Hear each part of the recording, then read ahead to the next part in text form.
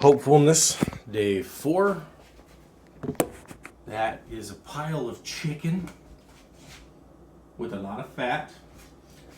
I just pulled it out so I could have an establishing shot that was a little bit more interesting than just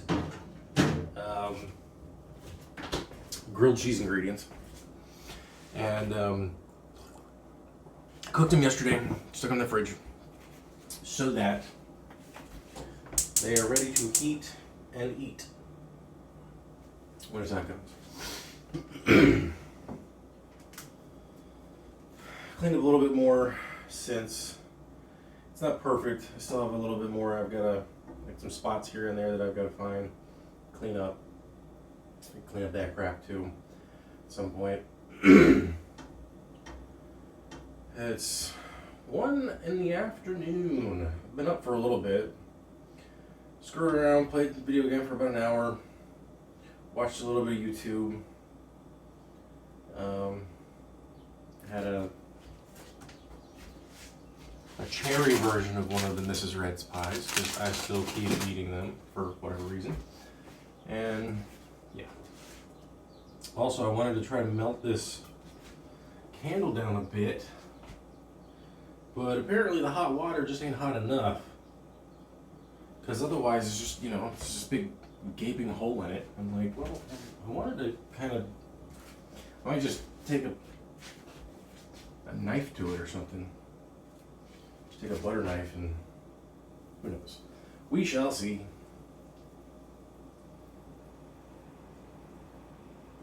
I forgot to do laundry yesterday.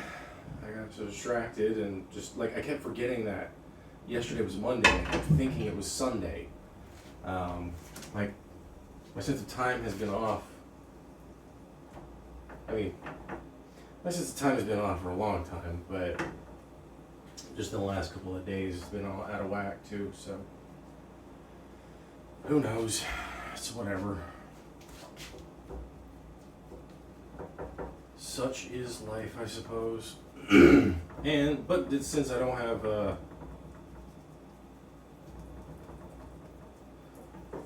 I still have to sign the contract.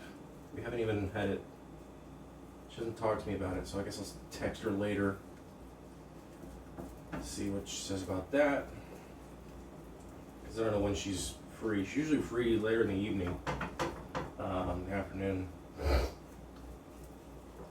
And I don't know when the situation with the other Airbnb, the other side of the Airbnb is. So, it's like, that's the good thing about text conversations. It's like, everything doesn't have to happen now.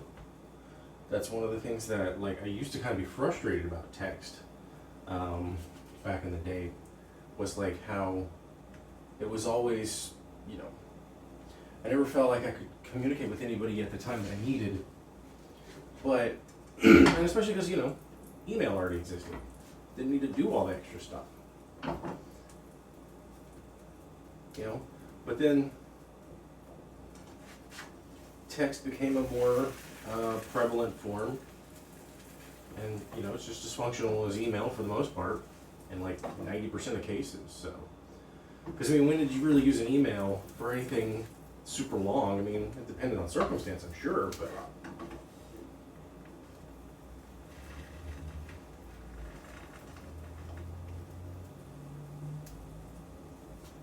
it's whatever. But so I don't have much for, I did laundry last week, so I have relatively decent amount of clean clothes. I just don't have any clean masks right now. So I'm thinking I could wash this out, throw in a little bit of soap, and then just kind of wash them in that, let them sit, what have you. But we'll see.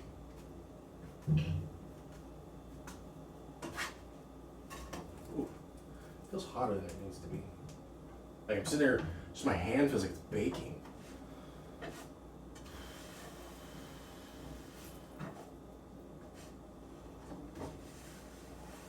Gotta mop up all that extra butter. I didn't do the double side because I've been trying to just kind of simplify it a little bit. Ends up being more butter though, so I may not need as much. Well, it's the same, but It's the same amount of butter, but the difference is it's all, you know, external instead of also internal, which does change it up a bit. Makes it much more pronounced in each bite. So that's something to think about. But anyway, I haven't watched much for movies. I mentioned like 2 videos ago or something that I was going to talk about both Willow and What's Eating Gilbert Grape. Both good films. Neither one of them, I mean, like, I could see Gilbert Grape being a movie that, for entertainment purposes, I don't really see myself wanting to rewatch them. I don't hate them or anything, it's nothing like that. It's just I don't really see much value in rewatching them. You know, the story is what it is. It tells itself. There's not much ambiguity. There's not much to glean from it. There's not much to interpret from it, really. At least personally, I don't think so. Not like with regards to, you know, say, going back to Raging Bull. Raging Bull it's a film that you should watch if you want to understand filmmaking. For all of the various reasons that I've mentioned in other videos.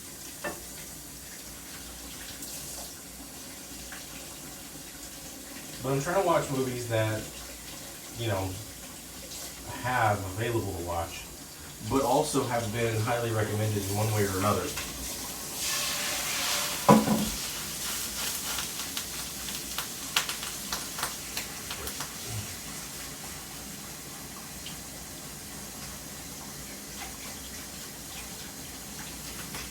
And Willow has always been one of those movies where I see pretty regularly, you know, like whenever somebody says, you know, like what's a great movie, whatever, blah, blah, blah, blah, a lot of people mention Willow. And it is fascinating, though, that, like, the fact that the massive majority, the majority of the actors are all little people. I don't know how exactly people, you know, dwarves I think is sometimes considered okay. I'm not sure.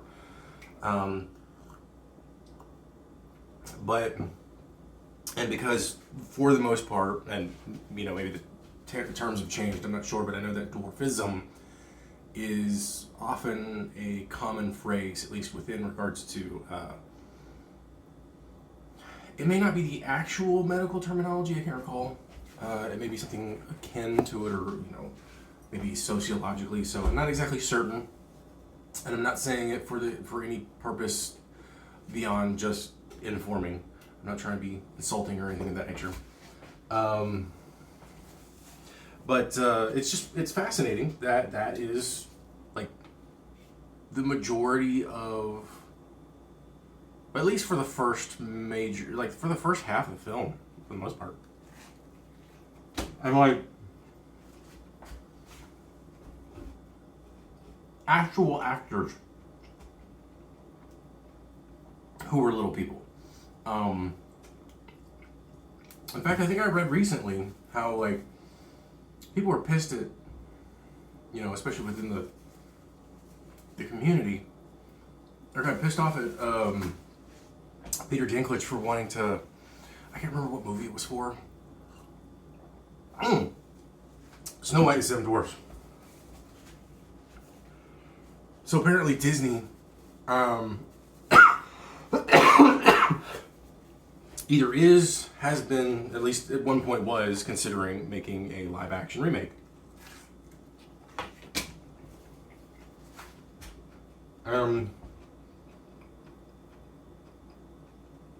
Supposedly Peter Dinklage expressed disdain for it in some capacity. And I think, like many things, words get taken out of context. Titles are overly sensationalized to get clicks and then get nothing, and then, you know, basically are just bullshit, speculation, what have you. But from what I read, it has been a couple days and I don't recall exactly what he said, but it wasn't so much as the exploitation of real life people who currently are alive being cast as any stereotypical capacities, because like they exist. Many of them have found themselves to be actors, and many of them find themselves also wanting to be actors so that they can play certain roles. And apparently and I'm going to use dwarf community. I don't know if that's the actual right thing to say, but I'm using that right now because I don't know otherwise, and I'm not using it in an insulting capacity, but just for the sake of clarity. So within the dwarf community,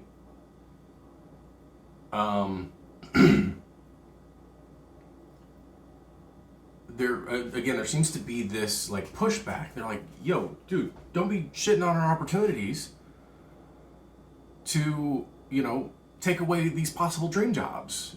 Some of these people have wanted to portray these roles throughout their lives in one capacity or another. And while I might say that for the most part Disney can fuck off, I also see what people are after. I mean, both sides really. I get it. Like, there's always a fine line when it comes to exploitation, and especially when it comes to marginalized groups. You don't want the marginalized group to just continually be marginalized and misrepresented, or only represented a certain way. It's like, look at Peter Dinklage's role as shit, I can't remember his name. Damn it, something. Tyrion Lannister. The dwarf character in the book, but that's like part of the nature of the character too.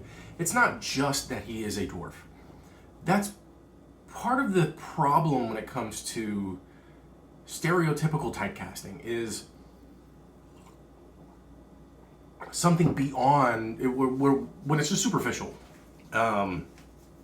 It's like, can the character be portrayed by a dwarf actor?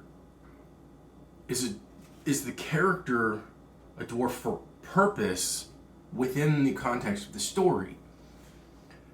Does the dwarven nature, if you will, of the character more than just have purpose, but does it have influence on people, or does it, and then these are a lot of questions that you have to ask when it comes to writing characters. Sometimes it's just, I want to write a character, and sometimes you write what you know because that's usually the best thing to do. But when you want to write a character, you want to make them as human as possible. And if they have a quality that, let's say, people are making fun of, hopefully you're not writing it in so that you can make fun of them. And that's sometimes an issue when it comes to people understanding writers and creators of television shows, books, whatever, it doesn't matter, any kind of media, is that some people will automatically jump onto the fact that this character is being made fun of for who they are as with this disability or with this minority status, and they'll often jump to the conclusions, especially if somebody else thinks, it's like there's always, like, if you will, patient zero, if you will, of somebody who comes to this conclusion and passes it on to others, and they're like, they're just doing this so they can make fun of this person. And it's like, okay, that's a thing you can think about, but that doesn't automatically make it true. And that's where misinformation and among so many other things happens, and why we have such a problem with it, especially on the internet. So,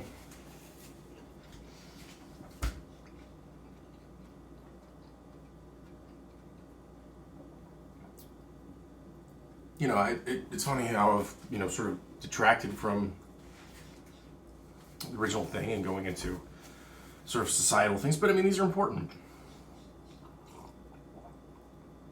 Sometimes, I would say probably 90% of the time, if not more, maybe 99, who knows. It's not a creator trying to make fun of it, trying to give themselves a platform so that they can make fun of or disenfranchise others. There may be the possibility of that, but I would say that's really unlikely. Instead, they're trying to tell a story. And sometimes people tell stories horribly.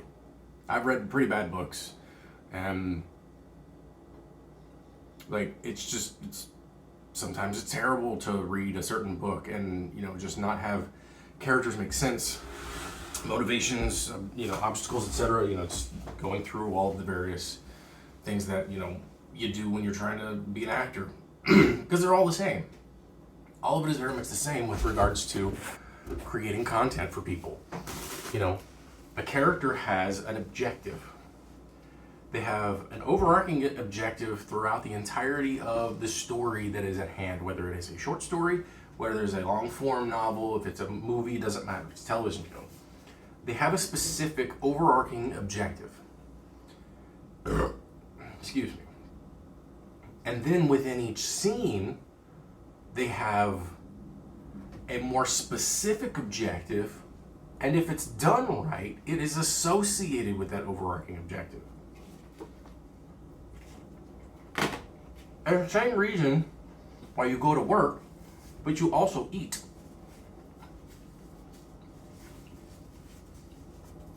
Your overarching objective is survival as a human being. You go to work because that provides you with income, and that income allows you to buy your necessities. Now, I wouldn't necessarily say that is the best route, but it's a realistic analogy. And eating, of course, helps to maintain that. Eating is a more direct action. Okay, so that's also an action. It's an action that you're taking to acquire a certain objective. You're hungry on the day. Well, that hunger is an indicator that if you do not fix that, then you will not survive in the long term. So you've got to overcome that hunger. And our action is eating.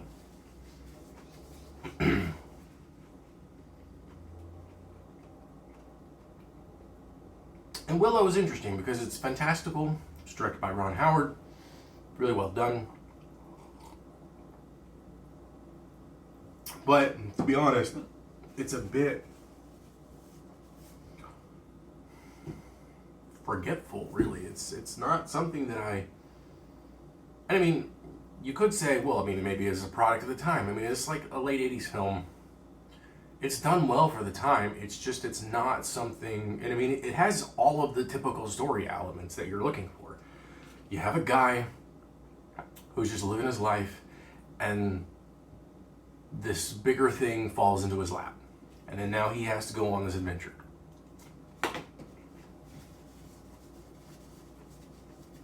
And there's some sorcery stuff involved in his potential powers, and he grows and all that stuff. But again, it's just kind of a forgetful film, to be honest. And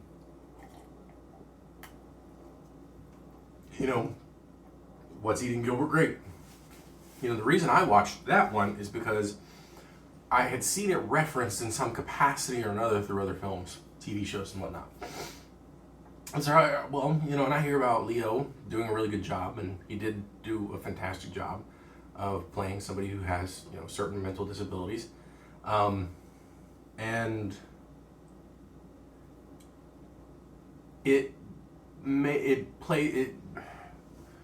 Leo's character,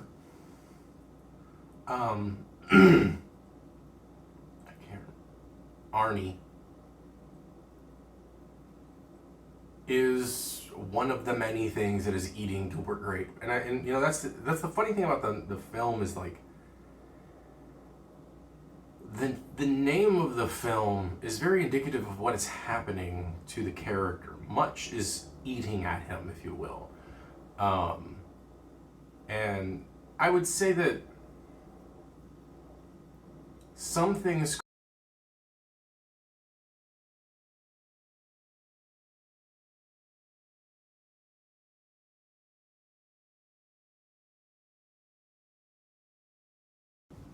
like there's a point where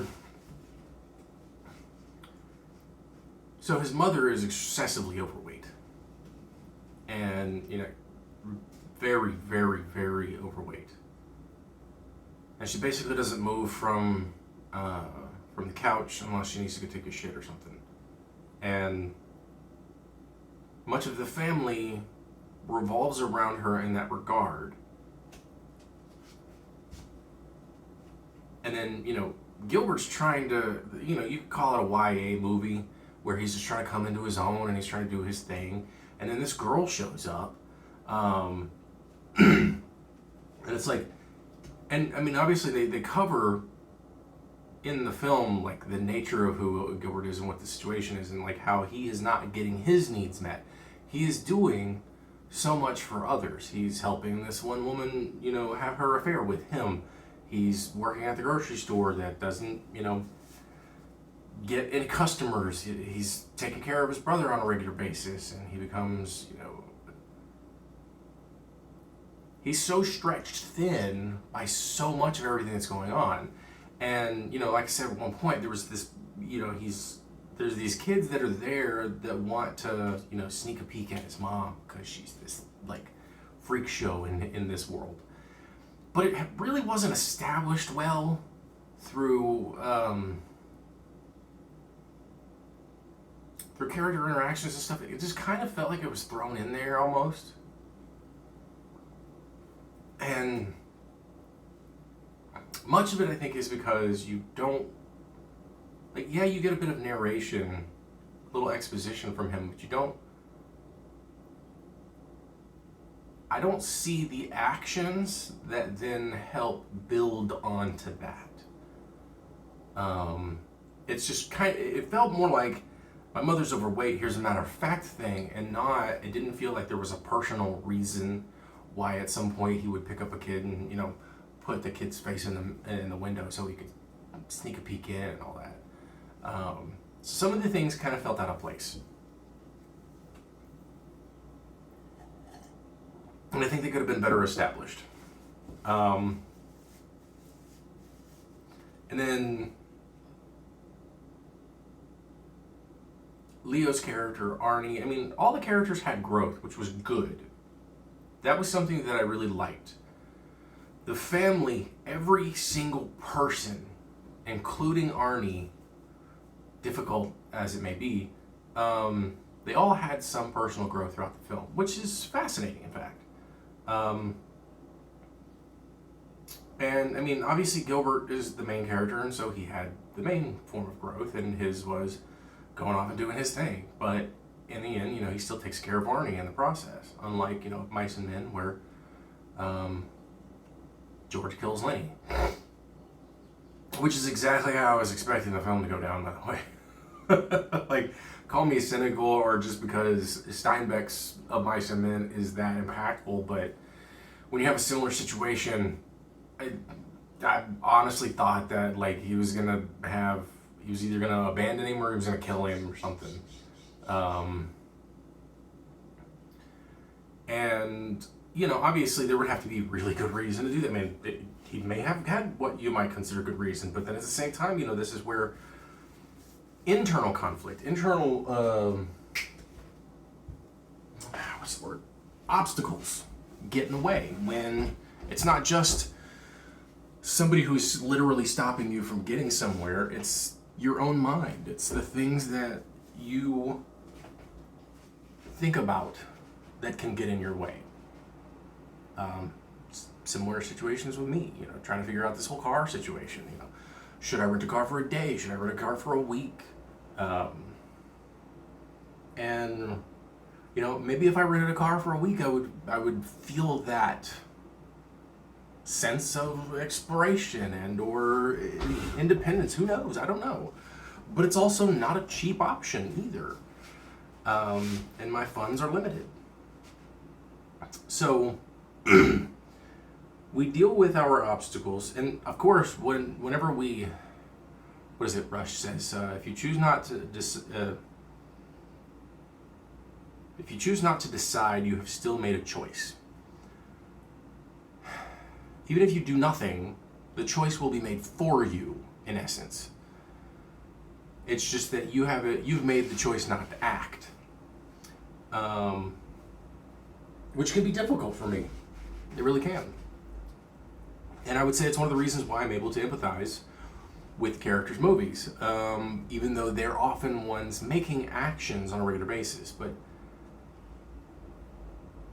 I don't know, maybe that was sideways thinking, I'm not sure. Probably had a thought that it made sense, and then I wasn't able to really clarify it, I'm not sure. But I don't have anybody to ask questions. And I don't even know where I would go if I had a car. But at least I can drive one now that I have that option. I could try to buy one for about the same price. I don't know. I mean, it would be really difficult to find a decent. And I say decent in the sense that something that is running, that isn't just going to fall apart in a couple of months. But because I don't really have much for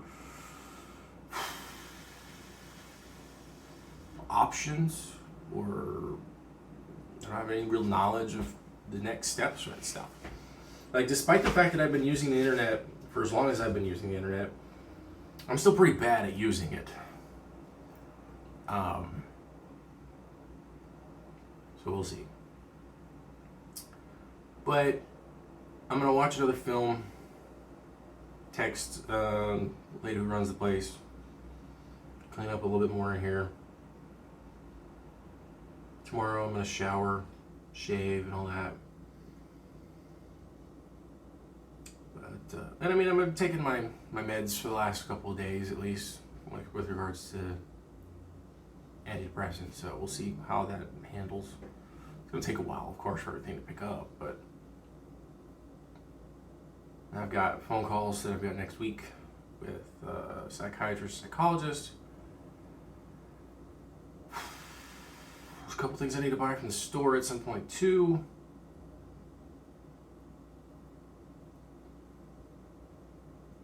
I don't know, we'll see.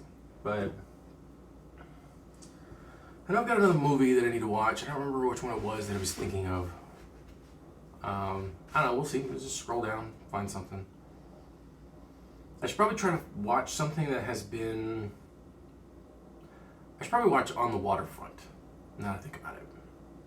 I've seen very small pieces of it. It's an old school Marlon Brando film. It's supposed to be pretty good.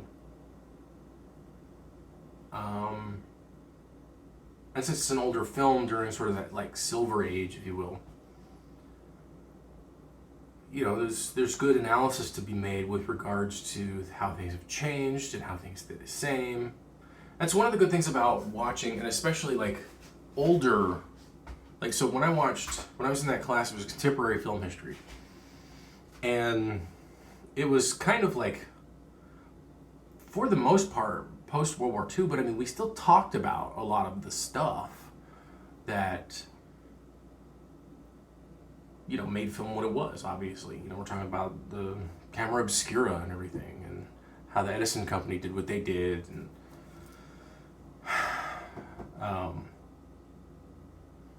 how, like, movies and television, like, movies were so big, especially post-World War II, because television basically got shafted because of World War II, because the necessary materials to make the CRTs, the cathode ray tube TVs, like, Farnsworth invented the TV, and it was in a position to be widely available, but the war happened, and because of all the materials that were necessary, TVs couldn't flourish. So movies ended up flourishing. Movies continued to flourish after the war, especially after the war. And then it wasn't until like pretty much 10 years later that television finally started to take hold and became as popular as it is. So,